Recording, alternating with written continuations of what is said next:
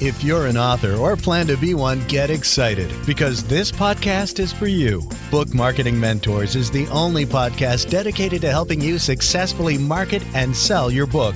If you're ready for empowering conversations with successful marketing mavens, then grab a coffee or tea and listen in to your host, international best-selling author Susan Friedman. Welcome to Book Marketing Mentors, the weekly podcast where you learn proven strategies, tools, ideas, and tips from the masters. Every week, I introduce you to a marketing master who will share their expertise to help you market and sell more books. Today, my special guest is Matt McWilliams. Matt is a living proof that you can pursue your passion in life and do so while also making a profit. He's been through the startup phase multiple times, and in the past 2 decades has built a following from scratch. He's worked with some of the top companies and entrepreneurs on the planet, such as Shark Tank's Kevin Harrington, Tony Robbins, Michael Hyatt, Brian Tracy, Jeff Walker, and many, many more. He's the author of the best-selling book, Turn Your Passions into Profits, The Proven Path for Building a Rewarding Online Business. And he's also the host of the Affiliate Guy podcast. Today, he lives out his passion for helping others find their purpose, passion, message, and path to profitability. Matt, what an absolute pleasure it is to welcome you to the show. And thank you for being this week's guest expert and mentor. Oh, wow, Susan. Thanks so much for having me.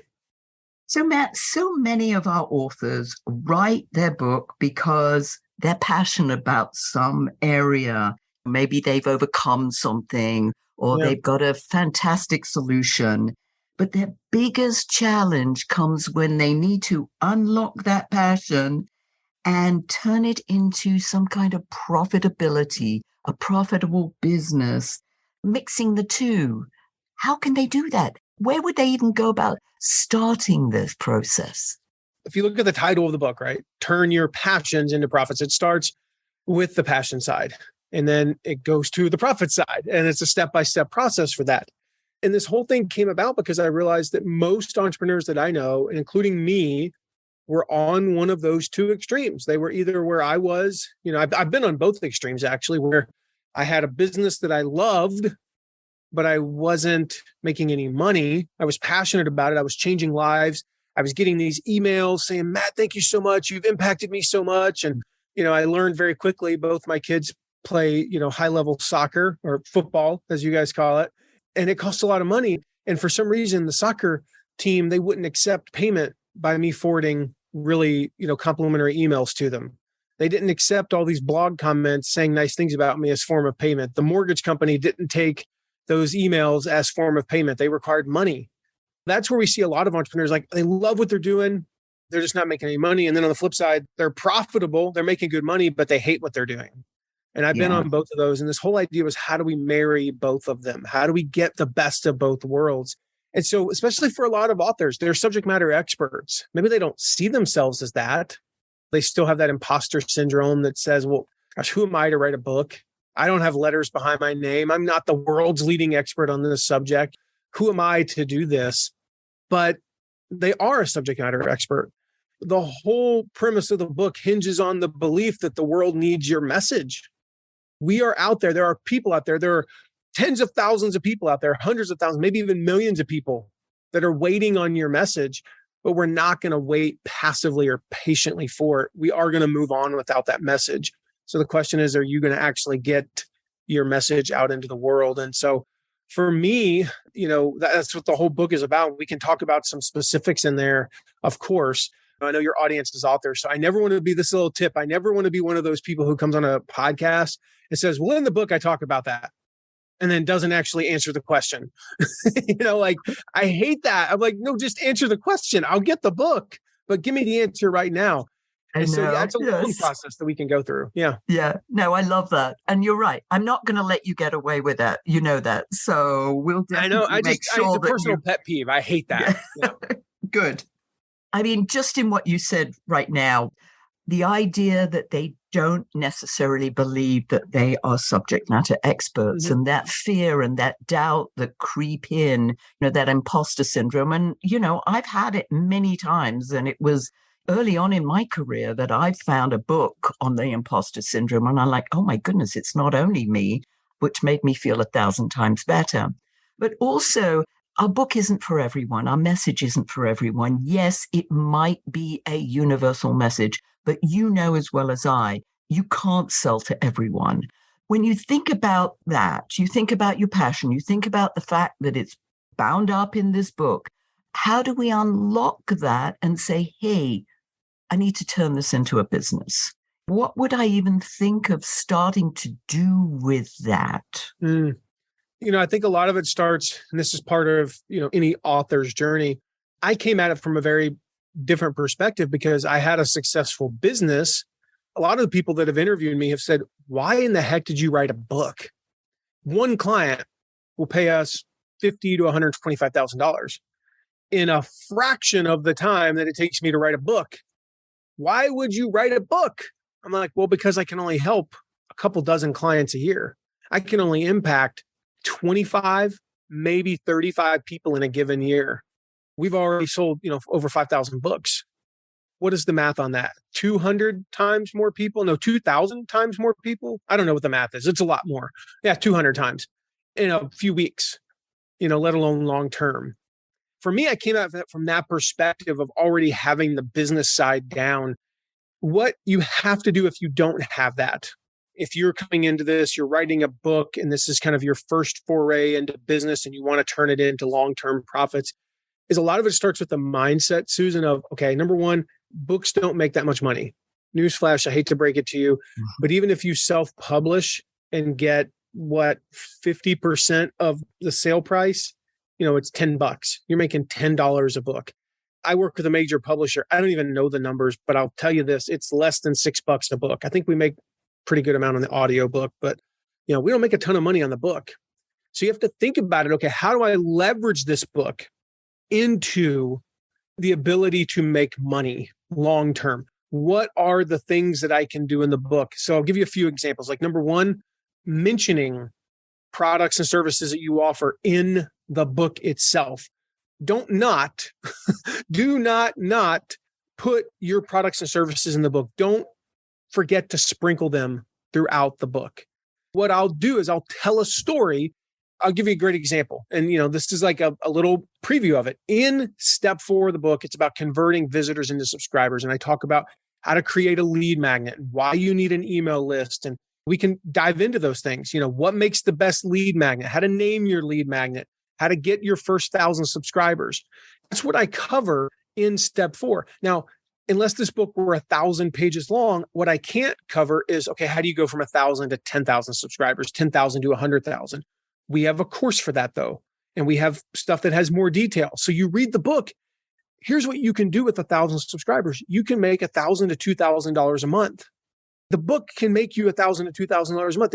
For some people, it can make you even more, but for most people, that's about the limit of the book. That's great. Most businesses will never make $1,000 to $2,000 a month.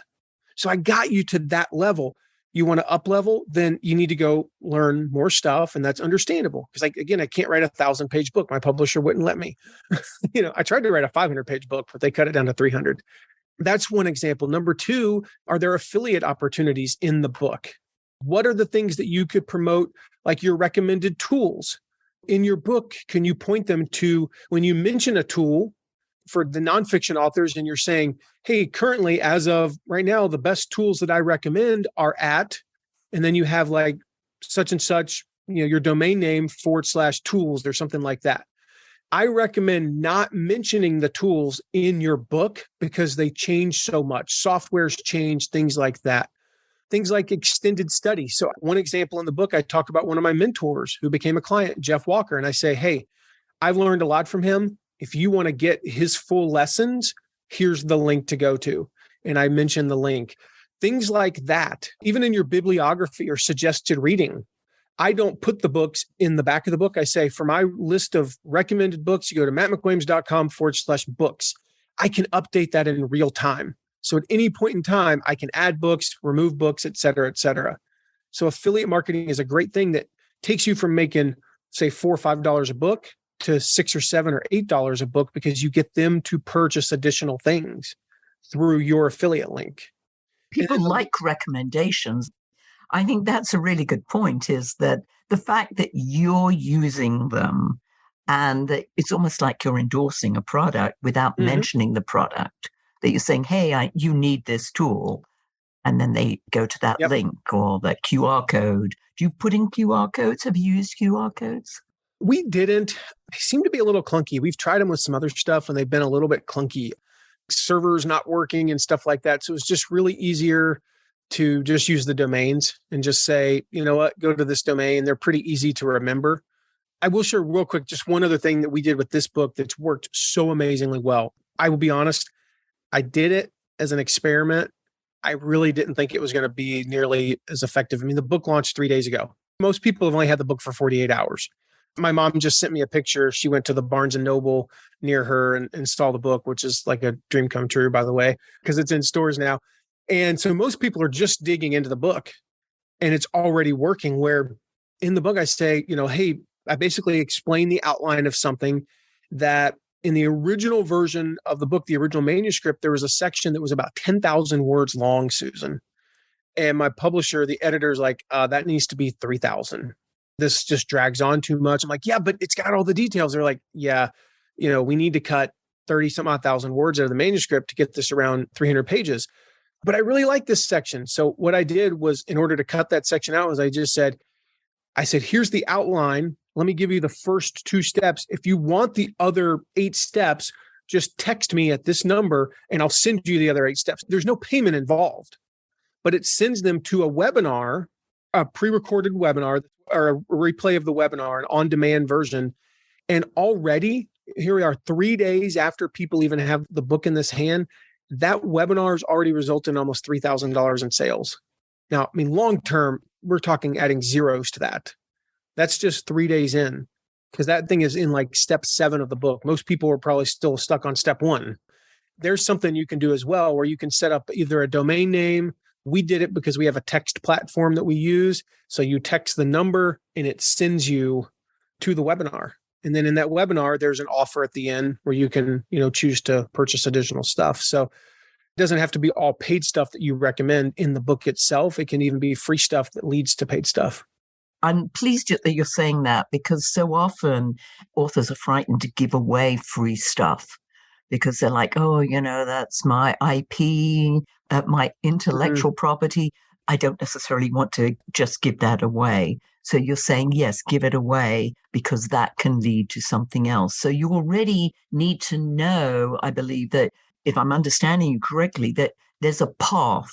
You start off with that free stuff, but that free stuff is going to lead to something else, which could lead to something else, and so on down the chain. Yeah. Yep. Okay. Excellent.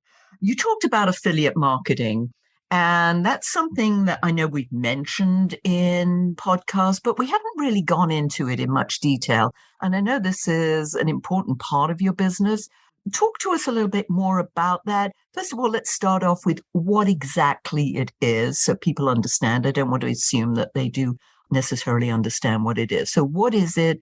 And then how could our users use it? Yeah. So I listed a few ways that you can use it. I can certainly share a few more, but I mean, at its core, what affiliate marketing is very simple. I recommend a product. So I recommend your product, Susan. If a person buys, then you share some of the profits with me. It's called an affiliate commission. Now, that can also take on the form of, maybe I recommend that they attend a workshop with you, a free workshop. And in that workshop, you sell them into something. And then I get credit for those people who purchased through me. The concept has been around since the Romans. I mean, there were probably ancient Romans who recommended other people's services and got a kickback, right? The concept's been around forever. We think it's a brand new thing. No, it's not. It's been around for thousands and thousands of years. We just added technology to it about 25, 30 years ago. That's all we did. We just called it affiliate marketing. Exactly. That's all that we did. We put a label on it. Yeah. I mean, I mentioned some of the ways earlier that you can do that, as an author. The other thing, in a book, you can talk about, one of the examples in the book that I use is I share a lesson on copywriting. And I say, much of what I learned about copywriting came from the following sources. If you want to take a deep dive, go to this URL and I have recommended courses on copywriting. I'm not going to be able in 10 pages in the book to give you what Ray Edwards has in a 20-hour course. It's just not going to happen.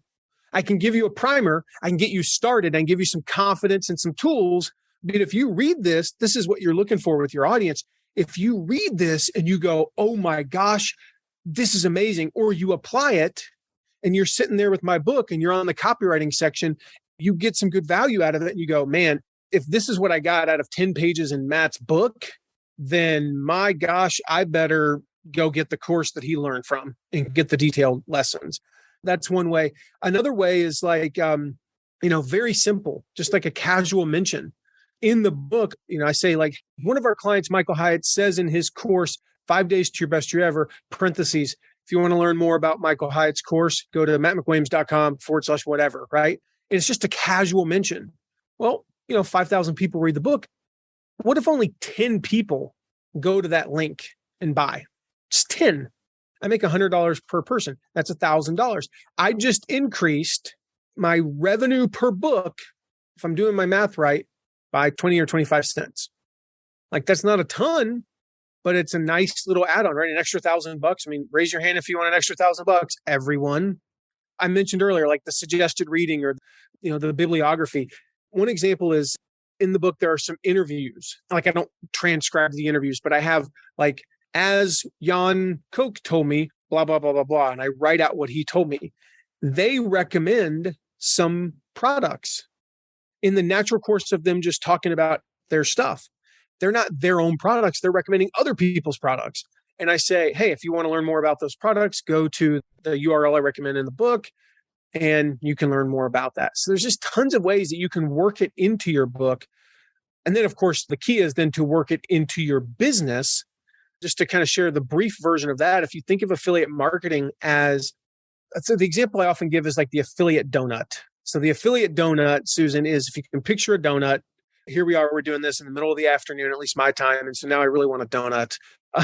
If you picture a donut, that whole is your core offers. This is your flagship course, your consulting, whatever it is that you offer as a business owner, your core offers. But the glaze, the sprinkles, the bulk of the donut is all the other things that your audience needs to know, wants to learn, or needs to use in terms of tools, but you don't offer. Your two options become, well, screw them. I'm not going to serve them. I don't have that product. I don't have that software. I don't know the answer to that question. Or you say, here, let me recommend so-and-so to you or such and such to you. People come to me all the time, Susan, and say, how do I set up a membership site? And I go, I don't know. Well, you have one. Yeah, but I'm not an expert on it. I recommend Stu McLaren. Hey, Matt, I need to learn you wrote a book, so you must know everything there is to know about writing a book. No, I don't. Let me recommend a couple people, who are experts at that. People see us as experts sometimes as things that we're not necessarily experts on, and we can recommend their products to our audience. Which makes me think about, well, who do you necessarily want to be affiliated with? And how do you go about becoming an affiliate for somebody? You say, I use this software and I think it's great. Let me recommend it. But again, the possibility of making a little bit of profit on that, why not? How do you go about that whole process? Yeah, I mean, you just said step one right there. Like, look around at your proverbial desktop. So it could be your actual desktop. On my actual desktop right now, as far as tools that I would recommend, I have a ring light that I use in the studio. I have a microphone that I'm talking into, and I have my planner. All of those things are on my resources page. So on my toolbox page, they're all on there. Look at the sites that you're logging into, the courses that you've taken, the books that you've read. I mean, every author should have a recommended reading page. I only make a couple of $100 a month off my recommended reading page. It's not a huge profit center, but I get asked all the time, what books should I read, Matt? Why not set up a page and make 50 cents from Amazon every time they buy one? It's super easy. It's the easiest way just to make a few extra $100 a month. So think about what, programs you could promote, what products you could promote, then apply to those programs. And I walk through like the whole process. That would be like a 15-minute segment all in and of itself. But I walk through how to get accepted in the book, because that's a big barrier when you're starting out. So in the book, there's a bunch of templates that you can use to reach out. This is the most important one because it renders most of the other templates unnecessary, such as what to do if you get declined when you apply and things like that. I list a template in the book. Like as soon as you apply, send this email to the affiliate program, to the affiliate manager. This email works because it shows initiative, shows you're eager to be a part of their program. You're not some sort of a scammer, all those things. So the subject line, you just say thanks, exclamation point. And you just write to the affiliate manager, say, hey, I just wanted to say thanks for letting me apply to your affiliate program. I'm super excited to be a part of it and get started promoting such and such product, right? If you have any questions about my site, my audience, or anything else, feel free to ask. Can't wait to hear back and get things going. What that shows me, as someone who's worked with over 300,000 affiliates in my business, what that shows me is you're legit and you're eager, and I should approve you. I should let you into our affiliate program, because the scammers that we're typically worried about as affiliate managers don't do that kind of thing. That's the biggest key to getting accepted, is just make sure you apply, fill out the application, and then send an extra email. Just you can copy and paste it from the book. It's super easy. Take an extra 30 seconds to send that email. You'll get accepted 99.9% of the time. And then the 0.1%, I've got templates to overcome that. And then from there, Susan, you just recommend like you would to a friend. Years ago, I was speaking at this conference and I gave this whole presentation about affiliate marketing, right? It was my first big stage, like where I had more than, I think I'd spoken in front of like 200 people before, but I'd never spoken in front of 1,000 people before. It was a big deal to me. When I was practicing this, I'd practiced it for like a month. Every day I did the whole speech. It was an hour and 15-minute speech. And I gave the whole speech every day for like 25 days, right? Practiced it. And every time when I got to the end and I asked the question, who here thinks they can do affiliate marketing? In my mind, Susan, because it's a little warped, every hand in the place went up and they all started running up on stage and like, oh my gosh, Matt, you're the best. You know, that's just telling you how my brain worked. And so I got up on stage and I delivered the speech, and I'm like, the audience was fired up. Like they were ready to do this. And I said, who here thinks they can do affiliate marketing? And only like half the hands in the place went up. And I was like, oh crap. And I was like, oh my gosh, I found this one lady who was sitting there looking like there's no way I could do this. I was like, tell me why you don't think you could do it. She's like, I don't think I could sell someone else's product. Like, I don't know how to sell someone else's stuff. I had no plan for this, Susan. I am on stage, 1,000 people, 500 of whom are going, basically shaking their head at me going, I don't think this is going to work. I think you're full of it.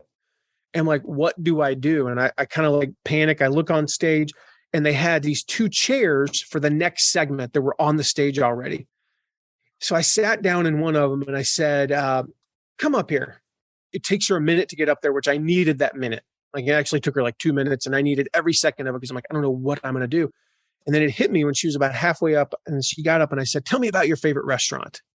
She describes her favorite restaurant. I was like, tell me what it's like when you pull up to this restaurant. She talks about the outside. Tell me what it's like when you walk in.